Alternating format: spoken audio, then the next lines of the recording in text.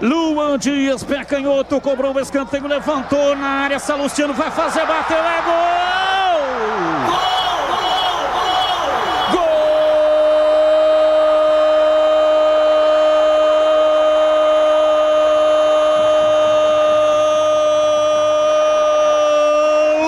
Do Bugre!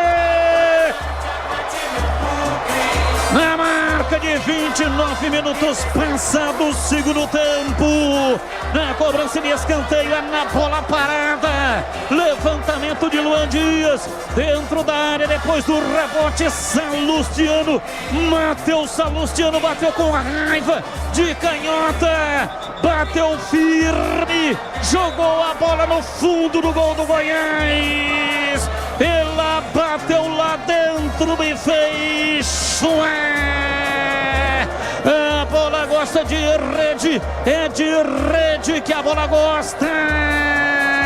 Guarani faz o segundo, a torcida vibra, vibra, da pele até o osso aqui no Brinco.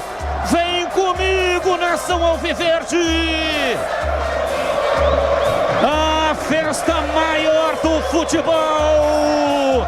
Guarani marca o segundo, coloca a bola na rede para a festa da torcida bugrina.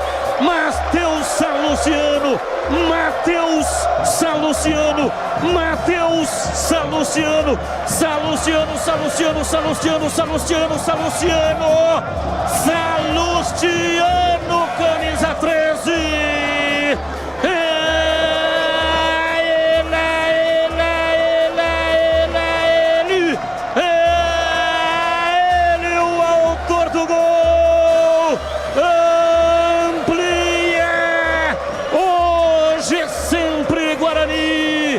Guarani 2, Goiás 1 e o detalhe do gol é seu, Vladimir Catarino.